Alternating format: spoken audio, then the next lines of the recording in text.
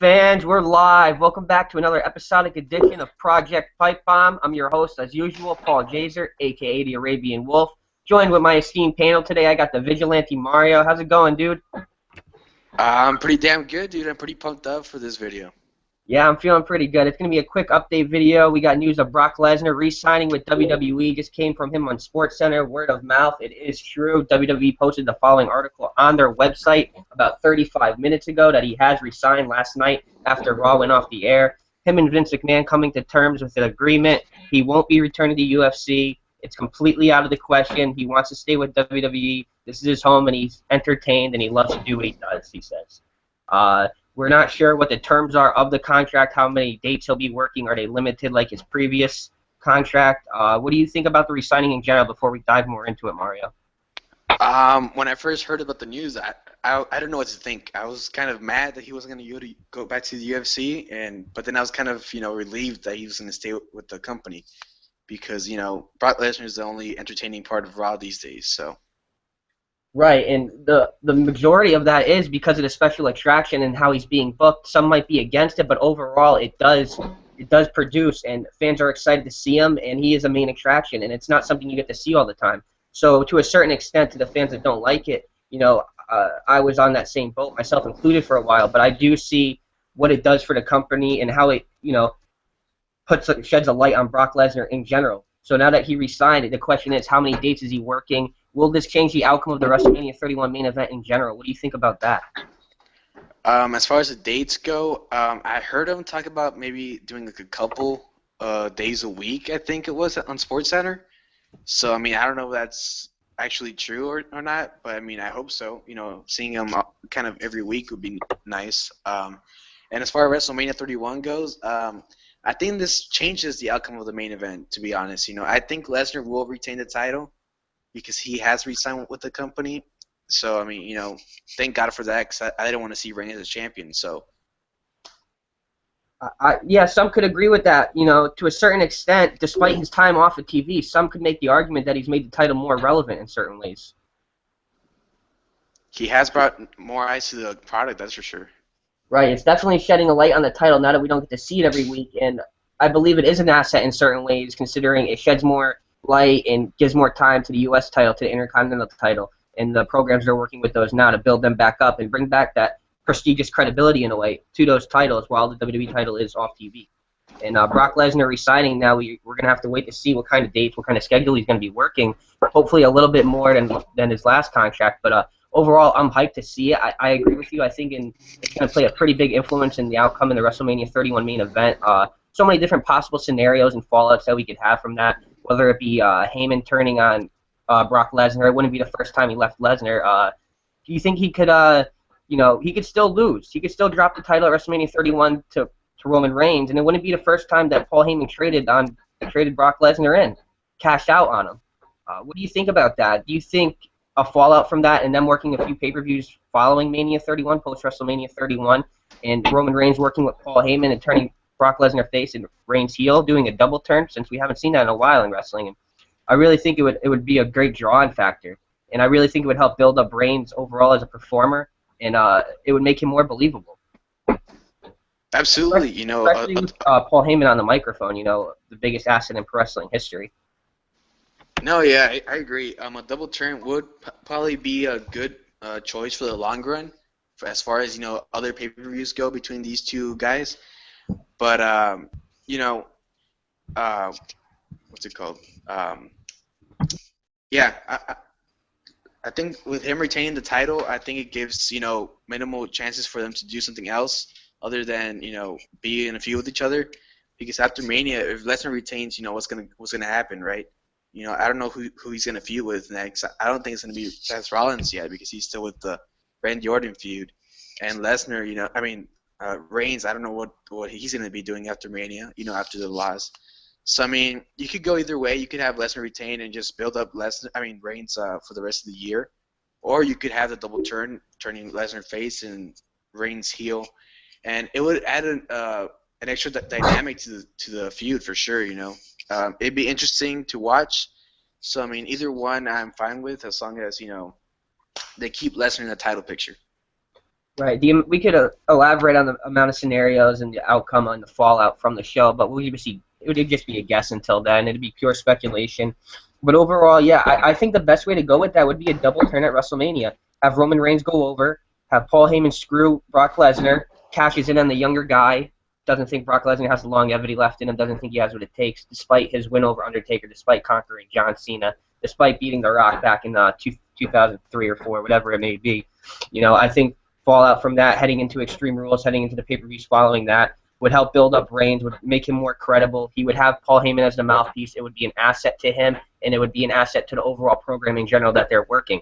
Now, if you want to move forward and have Lesnar win, what program is he going to be moving into? What's the next direction? Are they going to add a dynamic? Is Paul Heyman going to stay with him? So many different ways that it could play out.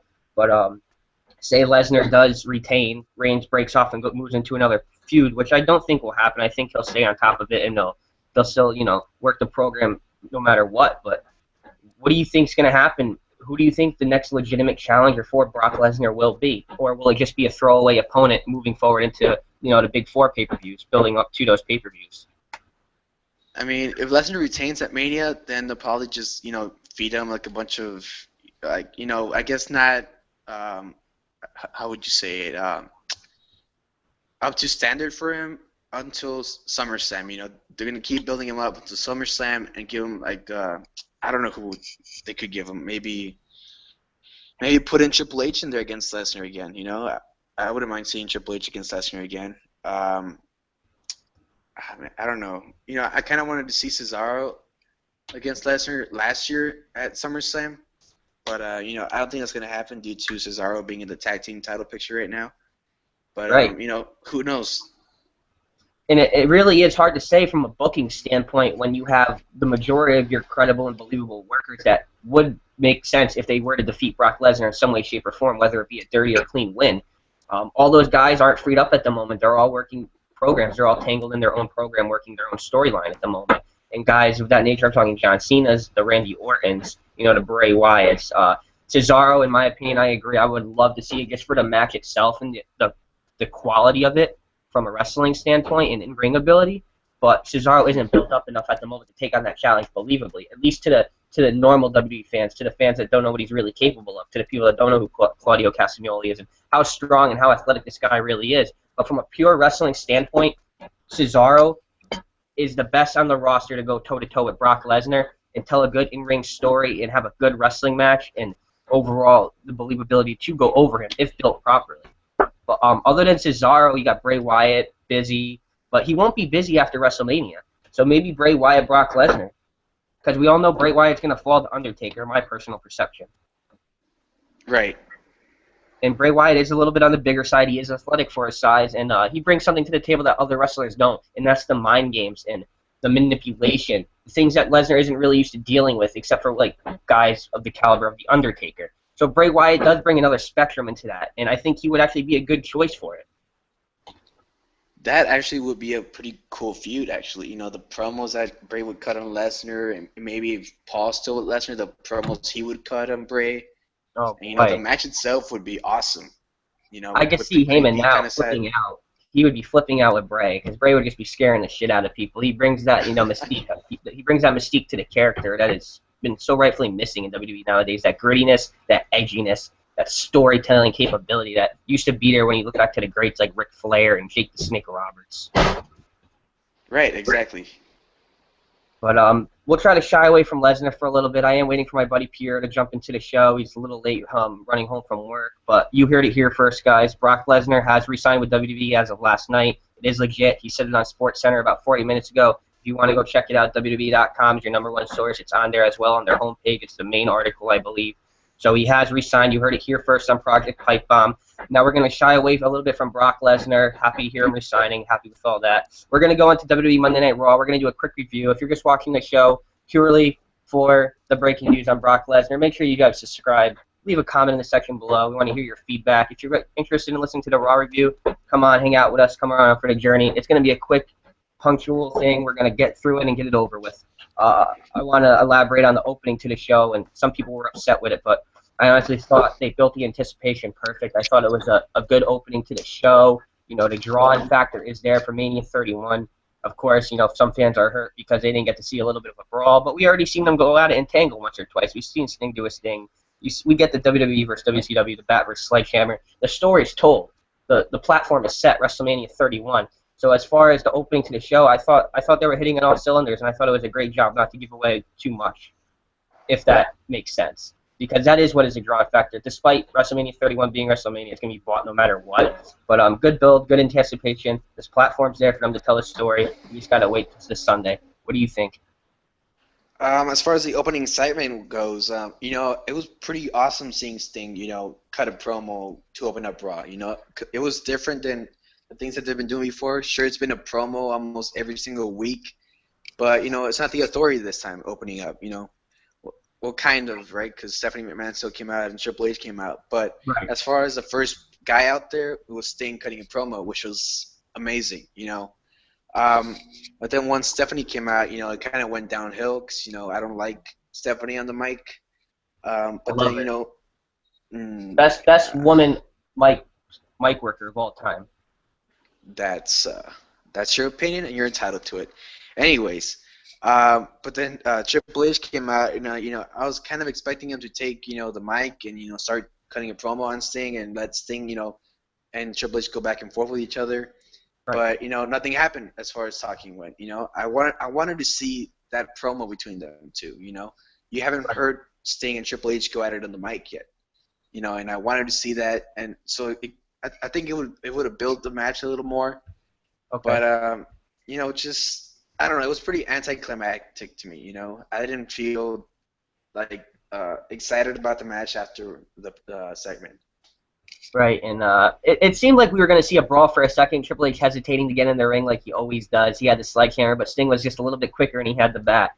And we all know it was 14 years ago yesterday that WWE took out WCW in the Monday Night Wars. So it really was history in the making. And for Sting to come out and open Monday Night Raw and cut a promo was defining as in a way of saying it was defining because now he's a WWE superstar. He's a WWE wrestler. He's here to stay. Whether he resigns or not, which he obviously is going to sign to a Legends contract if he's not going to compete again after WrestleMania 31.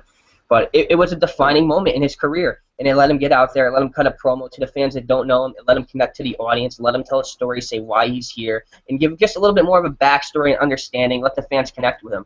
And I loved every second of it. Sting on the mic was great. This is how it feels to be open Monday Night Raw, and he had the Joker mannerisms that he was working with, and the little head nods, and it's the little things that count to me. And I really thought he was hitting on all cylinders, and he did a phenomenal job. Overall, the opening to the show was, in my opinion, spot on. Any last thoughts? No, I'm just hyped to see Sting on Raw. That's about it. Now, throughout the show, I was enjoying it for the most part, and then about halfway through, I thought it got a little lackluster. It started sloping, it declined a little bit as far as overall quality of production goes. But the following match was, I believe, R-Truth and Dean Ambrose versus Stardust and Luke Harper, and that was a quick go-ahead, a quick filler match. They had a decent amount of time overall. They weren't victims of time constraints by any means. It was a decent match, nothing more than that. If we move forward, one of my favorite moments of the night was easily the Bray Wyatt segment. What a promo with the lightning and the thunder in the background and the lights dimmed out, and the way he connects with the crowd and tells a story. And in my opinion, I'm putting my neck in the guillotine with the IWC, but I'm not saying he's the best promo of all time, but one of the most consistent promos of all time. If you look at guys like Bray Wyatt, guys like CM Punk, who legitimately go out there and cut a consistent, top-notch promo every time. Paul Heyman, guys of that caliber. What did you think of the Wyatt promo, and where would you place him on a list of the most consistent promos? I easily believe anybody should put him in their top 5 that's, got their head on straight. Right. As far as the promo goes, I love the promo. I love the whole segment in general, all the special effects and whatnot. It added to the mystique of the match itself, right? Undertaker versus Bray Wyatt. Absolutely. And as far as the all-time list goes, I would put him top 5 for sure. I'd put Paul Heyman number 1, of course, and then I'd probably put Punk, and then The Rock. Man, I'm drawing a blank right now with 4th. I have someone else in 4th, and then Bray Wyatt at 5. As far as consistent promos go. Right. We don't need to break out a list. It's just our honest opinions, and we're not saying he's the best, one of the best promos of all time, even though he will be in that tier, elevated to that level as his career progresses. But what we are saying is he is one of the most consistent, meaning when he comes out there, every single promo is good or it's gold. And you really scarcely get something in between. And that's what I like about Bray Wyatt. And it's a shame how he's been booked and how he's been treated since coming to the main roster, since leaving the Wyatt family in general.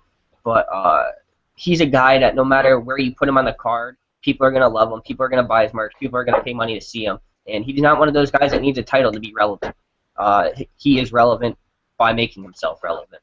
But we'll shy away from that. We're going to move forward into the next topic. I know we had Daniel Bryan versus Dolph Ziggler in the Intercontinental title match. Daniel Bryan losing again. I have no problem with it. Two of my favorites on the WWE roster currently. They put on a good show. We're heading out of WrestleMania 31 is Bryan's likely to capture the Intercontinental title in the 7-man ladder match, and him and Ziggler are going to break off into a program and feud following that. And as far as wrestling goes, I'd be happy to see that. Their match was great on Raw last night. Good chemistry, good ring psychology. They told a good story, a lot of great sequences and chain wrestling involved. And overall, that's all you can ask for as a wrestling fan. I look for technical prowess, and that's what I gravitate towards in a wrestler. That's my personal preference. What do you think of the match, and if they do decide to go with the fallout from WrestleMania 31 and have Ziggler and Bryan work a promo together? As far as the match goes, I thought it was a pretty decent match. For a Raw main event, I thought it was pretty good. I think those guys work really well together. Their styles kind of mixed really well. I saw some really nice bumps and some crisp wrestling in there. So a program with them after WrestleMania would be, awesome. I'd be all for it. But, I don't think they should both go in as faces, I think someone should turn heel.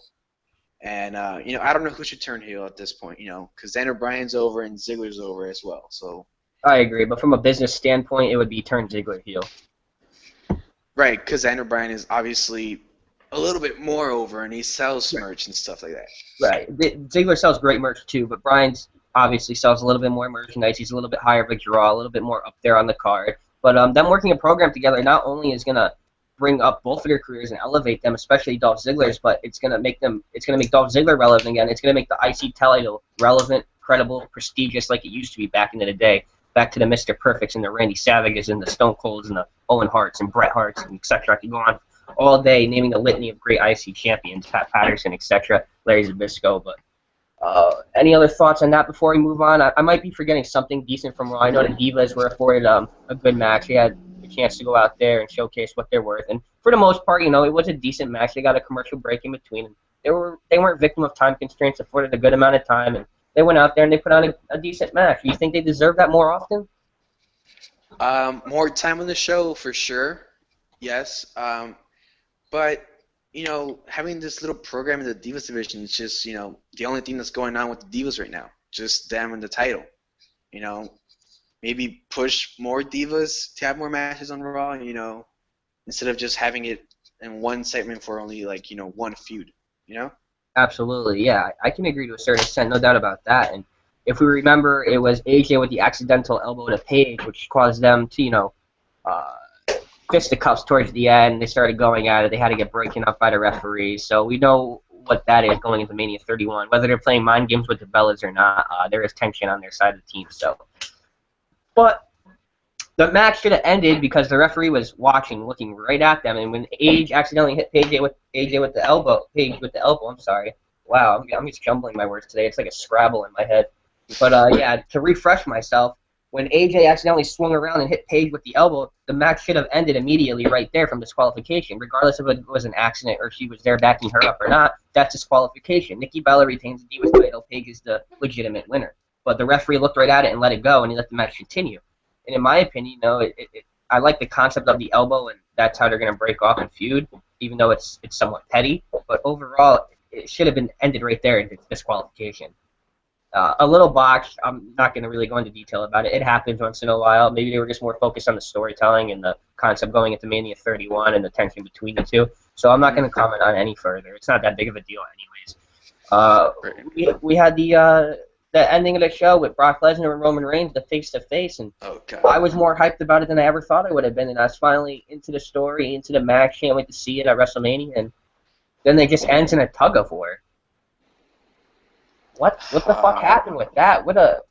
you're supposed to start the show low and end on a high note, as Jim Ross always says, as they say in the wrestling business. Build the fans up to the end to the point where they can't wait to tune in next week, whether it's a free television show or a pay-per-view. But that ending did not make me want to watch WrestleMania 31, even though I'm going to watch it. But as a casual fan, I don't know if I would have been tuning in or wasting my money.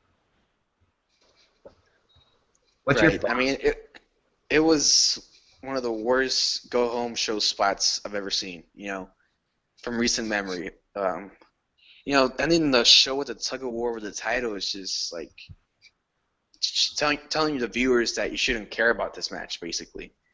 Because we should have seen, Lesnar kick Reigns' ass or Reigns kick Lesnar's ass, have some type of physical confrontation, You don't have to talk because, we both know they can't really talk. So I mean, just have them fight, But that kind of made Lesnar look like a weak, I guess, champion because he just, stood there while Reigns just took his title, And you can't really, in real life, I don't think you could do that to Lesnar and just take away whatever he had in his hands and just expect him If I was walking down the street, I would definitely veto any idea of stealing something out of Brock Lesnar's hands. Yeah, I'm pretty sure he would, mess you up pretty good. And, him not doing that to Reigns is like, like what's going on over here, Right. To me, I was skeptical. It added some skepticism, and I didn't know what to say. It's like, okay, if you grab something out of Brock Lesnar's hand, he's just going to tackle you. It took away the believability to me and the monster that is Brock Lesnar and what he stands for and what he's capable of. And, I know what he's capable of. So it's going to brush off. It'll wash off in the shower the next day. It's not going to bother me. But overall, yeah, it kind of broke the believability, and there should have been somewhat of a scuffle or a brawl, maybe even if Heyman broke it up or stopped it, or, the referees all come out and the rest of the fucking backstage comes out to break it up just because they're two fucking strong, built-up guys and nobody can stop them. But I don't know. I really just thought it was an epic fail at the end of the show. It was a decent show, don't get me wrong. For a go-home show to Mania, not so much, but overall the ending was just garbage. And I'm not one to complain, but like a tug-of-war going into your biggest pay-per-view, that's how you're going to end the show. I'm not a fan of it. I couldn't have said it better myself, man. Exactly. One last thing we forgot to elaborate on from Raw in general was the actual Rusev and Cena confrontation, the beatdown, and the way Rusev left them after the fight, after their brawl together. And Cena was completely passed out. And going into Mania 31, people are, some are neglecting it, but in my opinion, I think Rusev should go over. A lot of people think the way Cena got beat down on Raw last night, Cena's going to go over. So it's still up in the air. There's a lot of speculation. I hope Rusev gets the chance to go over. Like I said, Cena losing his last feud to Lesnar and losing this feud now to Rusev would be good for him. Let him get some time away from television. Let him have some time off. Coming off of Mania, the product's going to be hot, and there's no need for him to be there, really, in my opinion. Let him take the time off. He so rightfully deserves. He is a hard worker, whether you like him or not. Let him take that time off and recuperate, come back stronger than ever, say he needed the time away, say he was hurt, say there was injuries, say those are the reasons. Build himself back up as a character, as a performer, as a wrestler. Get back into the fold of things. But I think just like with Randy Orton, that time away did wonders for him, and now he's hot as hell. The fans are loving him. Right. What do you think overall? The perfect scenario would be Rusev to go over at Mania and then have Cena just, leave and, not come back. But that's just not going to happen. So basically, every time you go in a feud with Cena, if you beat him down before a pay-per-view, that pretty much says that he's going to go over at the pay-per-view. Because, it always happens this way. So I'm expecting Cena to win at Mania. And, I don't know what he's going to do afterwards, and I really could care less. Couldn't care less. And if you keep Cena on TV, the question is, what's he going to do next? What's Rusev going to do next following his loss from John Cena? My best bet is to put Rusev over, whether it's a clean or dirty win. Give him the character, give him the believability. He went over the top guy in the company, but that's not before Brock Lesnar picked him apart and destroyed him. You know what I mean? So it's not the full John Cena we know, because, Lesnar holds pieces of him, and I'm sure it would mess up his mentality losing just like that when he lost to The Rock the first time at WrestleMania 28. And so many different factors that could play into it. Writing him off TV would be the best thing. You could keep Rusev on his hot streak, moving forward, have him destroy anyone you want to have him destroy, and let John Cena get the time off he deserves and come back hot and rebuild himself as a performer. Right. But my buddy Piero just joined finally. He got home from work. We're going to get his thoughts on a few different things. We'll run the show a little bit longer. He was a busy guy today. Piero, before we go into anything about Raw, what do you think about Brock Lesnar resigning? Eh, it's gonna work on a couple ways. It's gonna work only for the fact that Bryan will now win the IC title and Cena will now win the United States title. Those will be big titles for the next 2-3 months because they're gonna have Lesnar win. There's no way they're gonna re-sign him and have him do nothing. Right, that's what Mario brought to terms. He said there's no way Lesnar's going to win unless they go with an idea or a concept like a double turn and have Heyman go at Reigns and have them work a couple programs going into Extreme Rules and following, build them up, build up Reigns, make him more believable, give him the mic to Heyman as an asset, the biggest asset, and no one will build them up better. But even with either concept, what do you think about Brock resigning in general? Do you think it's going to be a limited contract like last time? Yeah, he's not gonna. There's no way he's gonna sign full time. It's gonna be exactly the way it was. He might be there longer. He might be on a little longer, but it's not gonna be full time. You're not gonna see him every Raw. You're not gonna see him every pay-per-view. They might, if they do it, they might have Reigns win and have them feud for the next month or two. Right. A bunch of different possibilities they could go at, different angles and directions they could take it in. But overall, I'm happy to see he resigned. I'm happy to see he's not going back to UFC. It's going to be cool seeing him, whether he's on TV every single week or he's just a special attraction. It doesn't bother me. I'm entertained when I see Brock Lesnar. I like to watch his matches for the most part.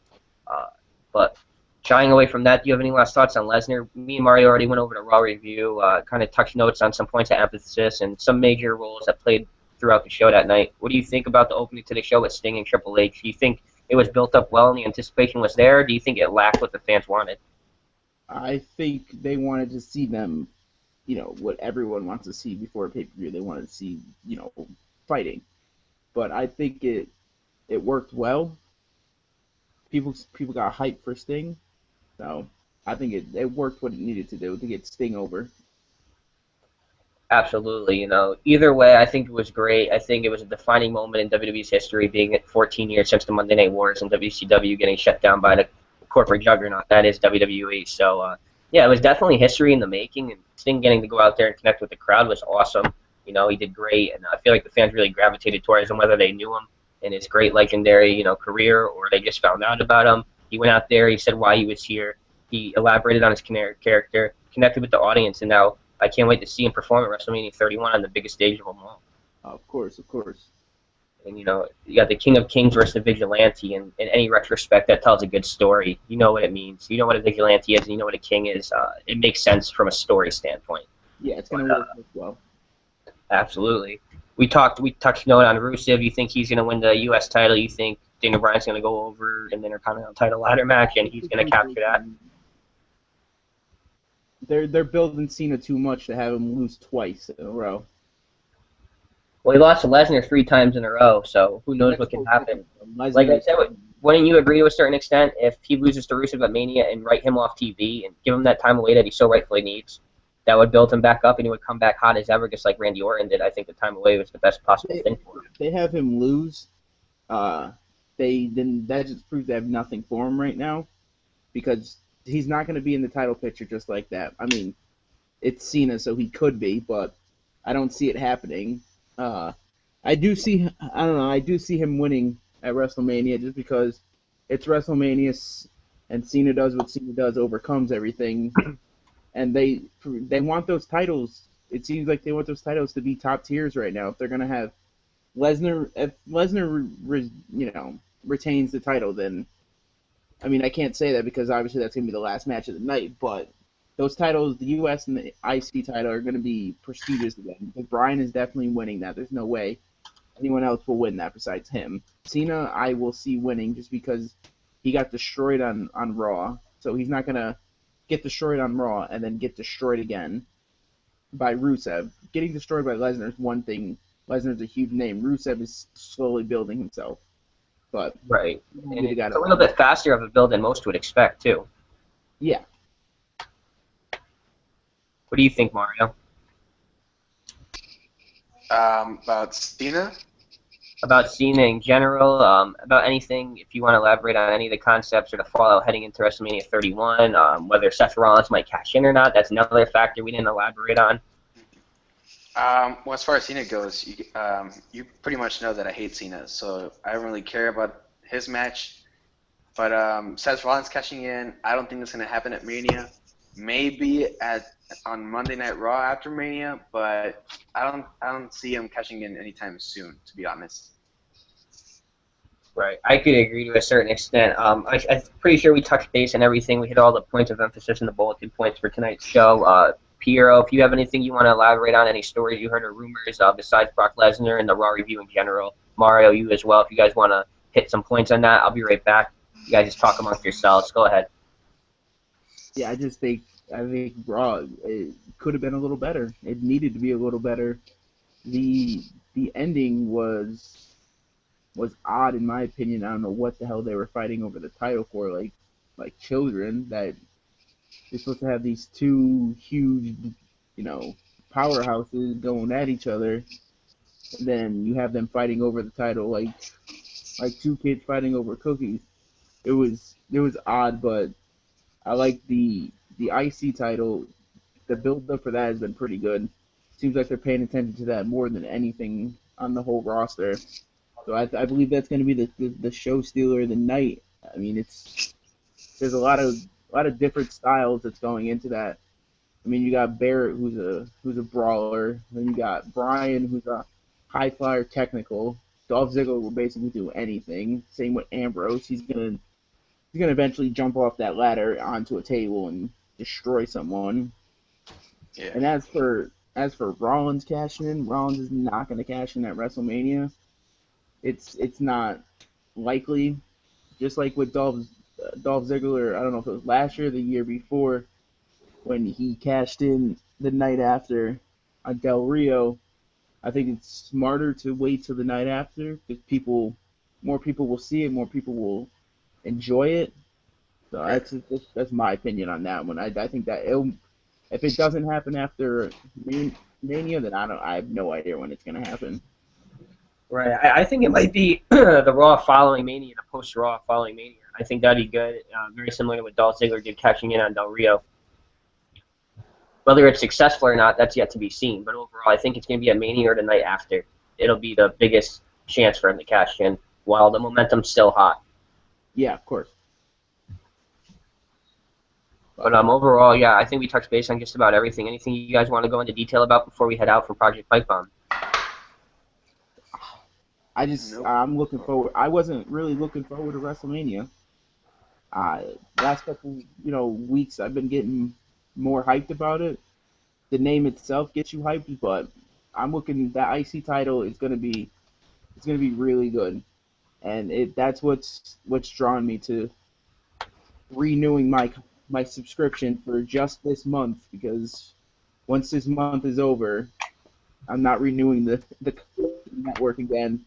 There's a couple indie on demands, Smash Wrestling in Progress that I want to get on, and seems like a better purchase. But I will be purchasing Mania for as JBL and Cole say it, $9.99 because can't hear that enough. But Right. I You mean can Mania. cancel any time now, right? They have Yeah, that going on. I think Yeah. I've heard it maybe 30 times last night, maybe more than that. But the one thing too is the only thing that kind of bothers me is that it's gonna be like 6 hours of WrestleMania. Like I want to see wrestling. I don't care about you know what's going on in the background and all this right now. I mean, it would be cool to watch, but I don't think I'll be able to sit through almost 6 hours of that. But Well, from my side, I'm pretty excited about the Intercontinental Championship ladder match. I think that's gonna steal a show for sure. I'm excited for Bray versus Taker to a certain extent.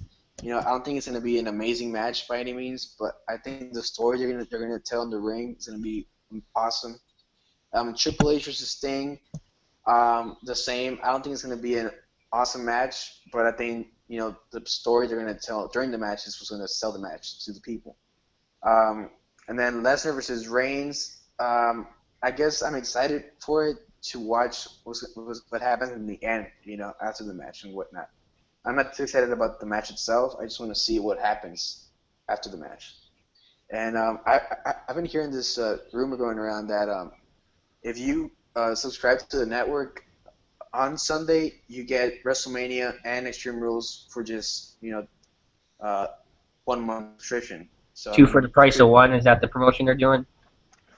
it's not a promotion. It's just like if you sign up on that date, then you get both of them for just 1 month. Yeah, because it'll be within the month range. Right. Yeah, because when you watch Extreme Rules on that Sunday night, that'll exactly be the 30th day, so it won't cancel out till about an hour after Extreme Rules is over. Yeah. But that Sting Triple H match, I have a feeling it's going to be a lot of standoff. They're going to be doing like what Rock and Hogan did at their WrestleMania. A lot of moves, and then they just stop, and then like the crowd goes crazy. But I don't think it's going to be that crazy. And then that Roman Reigns and Lesnar match is just going to be a lot of power. That's it. There's going to be nothing fancy, nothing flashy. It's going to be a lot of power. Punches. Right. As far as Triple H and Sting go, from a wrestling psychology standpoint, I think those are two of the best ring psychologists of all time, Triple H and Sting. Yeah, I definitely agree with that. But we'll go in. We're going to go into detail as the week progresses. We are going to do our WrestleMania 31 prediction show this week. We are working on some interviews. Slowly, as the channel builds and we get more subscribers, we will be doing Q&As. We will be doing things like that. We will have the call-in feature that we're going to be implementing soon. So there's a lot of good things to come here on Project Pipe Bomb. My esteemed panel, these are going to be my two guys. These are my two co-hosts. I'm happy to have them there, Vigilante Mario and Piero. So a lot of good things to come. Make sure you guys check out our Twitter, Project Pipe Bomb. Make sure you follow us on Facebook. You can follow me, Paul Jaser, on Facebook, Mario Cortinas on Facebook, and Piero Lestrapo on Facebook. As for Twitter, you'll find me. Follow Project Pipe Bomb, and I'll be happy. Absolutely. Make sure you check it out, which is ran by Piero, of course, the Twitter account. You can follow me on Twitter at @_Arabian Wolf. If you guys want to plug your Twitter accounts, go right ahead. Just the Pipe Bomb. Just follow Project Pipe Bomb. I have my personal account, but since I started this one, I'm on this one way more.